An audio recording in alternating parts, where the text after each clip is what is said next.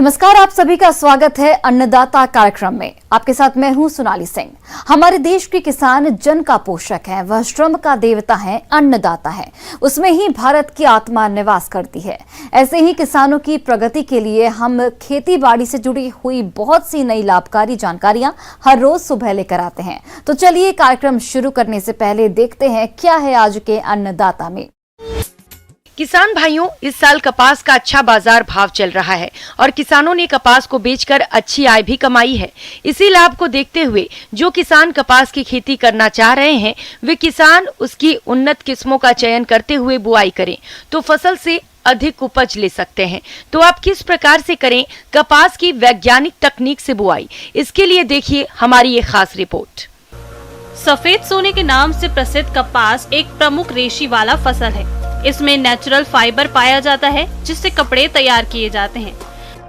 देश के विभिन्न हिस्सों में कपास की खेती बड़े पैमाने पर की जाती है। इसकी खेती देश के सिंचित और असिंचित क्षेत्र में की जा सकती है। इसकी खेती करके किसान अच्छा खासा मुनाफा कमाते हैं। इसकी खेती के लिए तापमान 21 डिग्री सेल्सियस से 35 डिग्री सेल्सियस उत्तम माना जाता है। कपास की खेती के लिए मिट्टी, इसकी खेती के लिए काली मिट्टी और बलुई दोमट मिट्टी उपयुक्त होती है। मिट्टी में जीवांश की पर्याप्त मात्रा हो और जल निकासी की उचित व्यवस्था होनी चाहिए। खेत की तैयारी, इसके लिए पहले मिट्टी पलट हल से एक जुताई करते हैं। इसके बाद कल्टीवेटर या रोटावेटर से खेत की जुताई करते हैं। इसके बाद पाटा चलाकर खेत को समतल कर लिया जाता है। इस प्रकार खेत बुआई के लिए तैयार हो जाता है। खाद और उर्वरक, कपास की उन्नत किस्मों की अच्छी पैदावार के लिए 7 से 10 टन गोबर की खाद प्रति हेक्टेयर अंतिम जुताई के समय खेत में डालना चाहिए। इसके अलावा उर्वरकों में नाइट्रोजन 80 से 120 किलोग्राम, फास्फोरस 40 से 60 किलोग्राम, पोटाश 20 से 30 किलोग्राम तथा सल्फर 25 किलोग्राम देना चाहिए। जबकि संकर और बीटी किस्म के लिए प्रति hectare nitrogen 150 kilogram, phosphorus 75 kilogram, potash 40 kilogram और सल्फर 25 किलोग्राम पर्याप्त होता है। सल्फर की पूरी मात्रा बुआई के समय और नाइट्रोजन की 15% मात्रा बुआई के समय तथा बाकी मात्रा 30, 60 और 90 दिन के अंतराल पर देना चाहिए। वहीं फास्फोरस और पोटाश की आधी मात्रा बुआई के समय तथा आधी मात्रा 60 दिन के बाद देनी चाहिए। कपास की उन्नत किस्में, बाजार में कपास की कई उन्नत किस्में आती हैं। जो किसान भाई देशी कपास की खेती करना चाहते हैं वो किसान RG8, RG18, राज DH9, HD 123, RG 542 में से किसी भी किस्म का चयन करके बुआई कर सकते हैं। जो किसान भाई बीटी कपास की खेती करना चाहते हैं वो किसान बीटी कपास की किस्में BG1, BG2, PCH 9605, PRCH 333, BT संकर 6 में से किसी भी किस्म का चयन करके बुआई कर सकते हैं।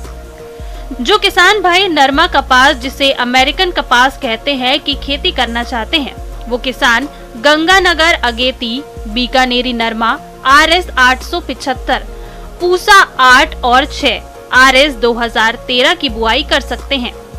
कपास की संकर किस्में DCH 32, H8, RCH 2, राज HH 116 में से किसी भी किस्म का चयन करके बुआई कर सकते हैं। बीज दर, उन्नत प्रजातियों का बीज प्रति हेक्टेयर 2 से 3 किलोग्राम तथा संकर और बीटी कपास की किस्मों के लिए 1 किलोग्राम प्रति हेक्टेयर बीज की जरूरत होती है।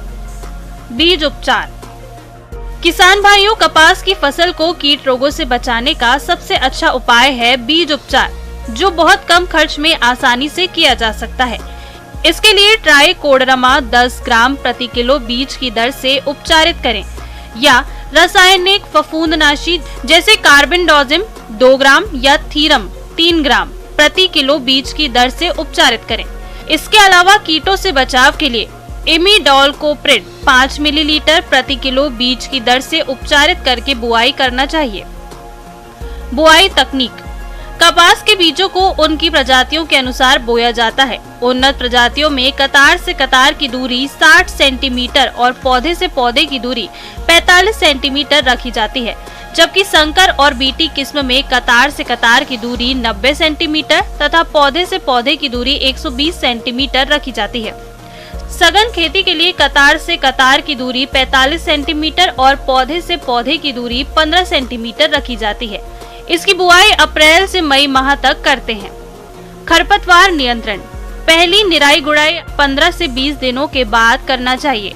इसके बाद 45 से 55 दिनों पर निराई गुड़ाई करके फसल को खरपतवारों से मुक्त रखें। इससे फसल की बढ़वार अच्छी होती है और पैदावार अधिक मिलती है।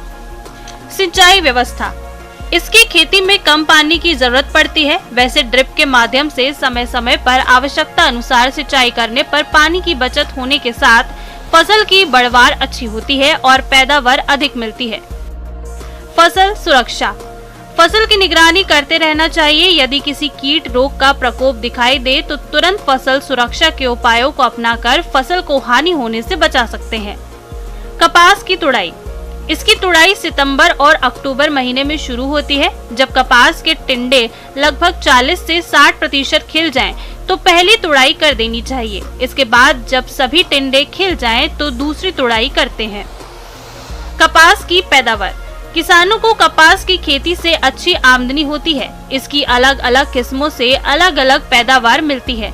जहां देशी किस्मों की खेती होती है वहां लगभग 20 से 25 क्विंटल प्रति हेक्टेयर और जहां अमेरिकन संकर किस्मों की खेती होती है वहां लगभग 30 क्विंटल प्रति हेक्टेयर तक पैदावार हो सकती है। इसकी खेती करके किसान 1 हेक्टेयर से लाखों का शुद्ध मुनाफा कमा सकते हैं। किसान भाइयों, अब लेते हैं एक छोटा सा ब्रेक। ब्रेक के बाद आप सभी दर्शकों का अन्नदाता में स्वागत है। आज के दौर में डेयरी व्यवसाय अच्छी आय के साथ साथ लाखों लोगों को रोजगार दे रहा है। ये एक फलता फूलता कारोबार है जिसको समय और कड़ी मेहनत के साथ काफी आगे तक बढ़ाया जा सकता है। लेकिन इस व्यवसाय में आने वाली समस्याओं के चलते पशुपालकों को दो चार होना पड़ता है। इन पशुओं की देखरेख में लापरवाही के चलते कई तरह के परजीवियों की समस्या देखने में आती है, जिनकी रोकथाम समय से नहीं की गई तो ये पशुओं का स्वास्थ्य खराब कर देते हैं। तो आप पशुओं में होने वाले परजीवियों की समस्या से बचाव और उसकी रोकथाम कैसे करें, आइए जानते हैं पशु चिकित्सक डॉक्टर राहुल सेहर से। आज किसान भाइयों, हम पशुओं में बाह्य और भीतरी कृमि पर और जो एक्टोपैरासाइट हैं और एंडोपैरासाइट हैं दोनों के ऊपर चर्चाएं करेंगे।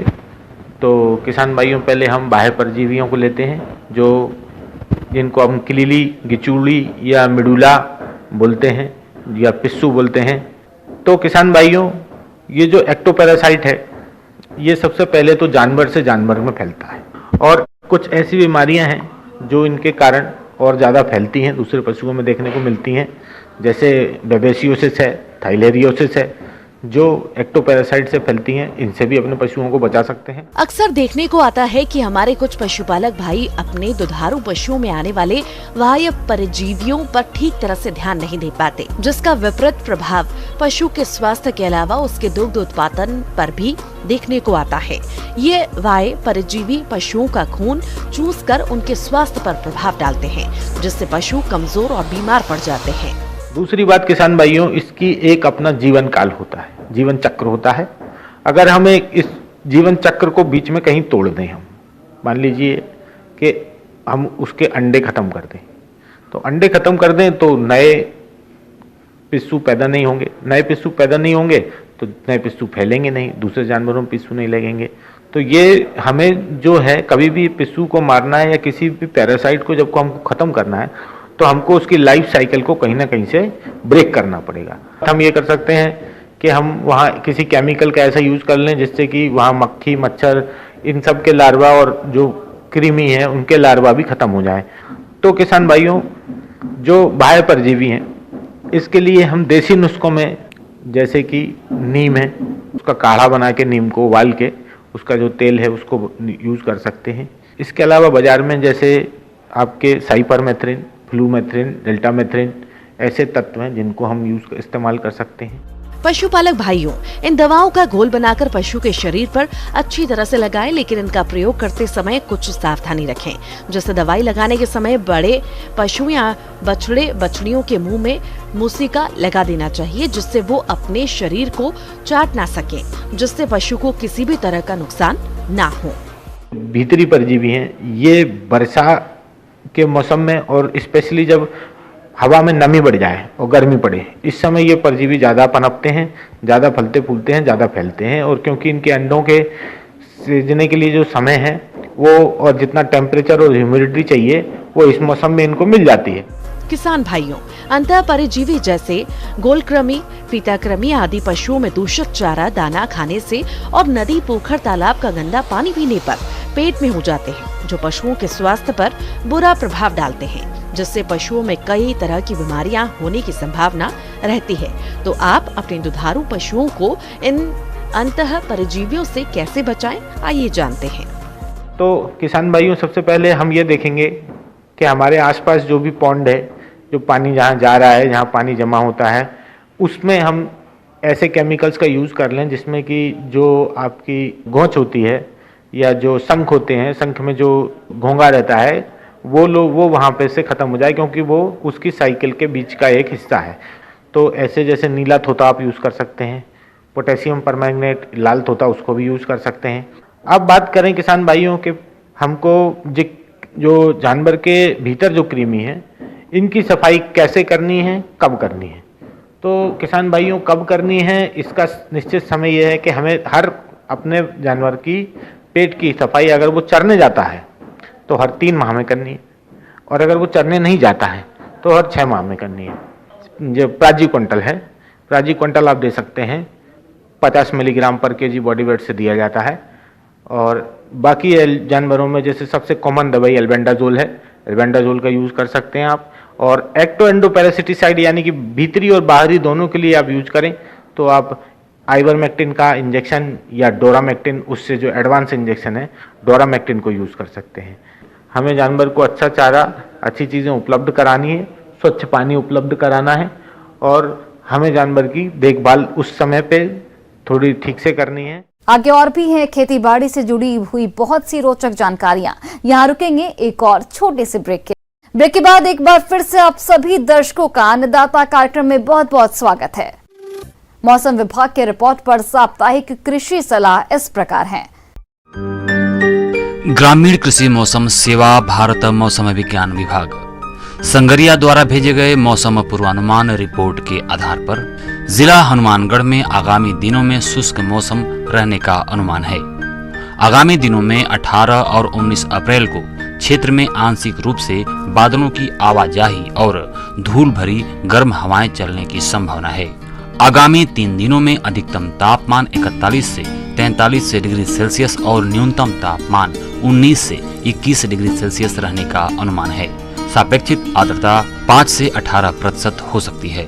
हवा की औसत गति 7 से 11 किलोमीटर प्रति घंटे हो सकती है। ऐसे में इन क्षेत्रों के किसान भाइयों को सलाह दी जाती है कि रबी फसलों की कटाई के बाद हरी खाद के लिए खेत पलेवा करें। हरी खाद के लिए ढैंचा, सनई और लोबिया की बुआई कर सकते हैं। रबी फसलों की कटाई के बाद खाली खेतों की गहरी जुताई कर जमीन को खुला छोड़ दें, ताकि सूर्य की तेज धूप से छिपे हुए कीड़े एवं उनके अंडे तथा घास के बीज नष्ट हो जाएंगे। किसान भाई फसल कटाई के बाद अगली फसल के लिए मिट्टी की जांच अवश्य करवाएं। सिगरेट, बीड़ी का प्रयोग न करें। बिना बुझाए हुए बीड़ी व सिगरेट के टुकड़ों को लापरवाही से न फेंकें। चूल्हे के ईंधन को पूरी तरह से बुझाकर फेंकें। खेत में खरपतवार उस समय जलाएं जब हवा न चल रही हो। ट्रैक्टर से निकलने वाली चिंगारी से बचाएं। खेत के आसपास पटाखों का उपयोग न करें। जब सरसों के बीजों में औसतन नमी 12 से 20% हो तब गहाई का कार्य करें। फसल कटाई के बाद गहरी जुताई करें, ताकि पिछली फसल के हानिकारक कीटों के प्यूपा, अंडे आदि नष्ट हो जाएं। भंडारण के दौरान बीज का तेल और खली की गुणवत्ता को तापमान, नमी सबसे अधिक प्रभावित करती है। यदि भंडारण के लिए 20 डिग्री सेंटीग्रेड के नीचे का तापमान और 8% आर्द्रता उपलब्ध रहे तो 2 वर्ष तक भंडारण से भी बीज की गुणवत्ता और मात्रा में किसी प्रकार की कमी नहीं होती है। साधारणतया बीटी कपास की बुआई 1 मई से लेकर 20 मई तक उपयुक्त समय है, लेकिन 15 अप्रैल से 15 मई के मध्य बुआई करने से फसल में गुलाबी सुंडी का प्रकोप कम हो सकता है। बीटी कपास की खेत की परिधि पर उस किस्म की नॉन बीटी संकर रिफ्यूजिया की अवश्य बुआई करें। देसी कपास की बुआई का उपयुक्त समय अप्रैल के प्रथम सप्ताह से मई के प्रथम सप्ताह तक होता है। बीज की मात्रा 3 किलोग्राम प्रति बीघा रखें। देसी कपास की सिफारिश की गई किस्मों में RG 8, RG 18, राज DH 9, HD 123, RG 542 की बुआई करें। पहली जुताई मिट्टी पलटने वाले हल से गहरी करें। बुआई के समय 25 किलोग्राम यूरिया और 31 किलोग्राम सिंगल सुपर फास्फेट प्रति बीघा की दर से खेत की तैयारी के समय ड्रिल करें।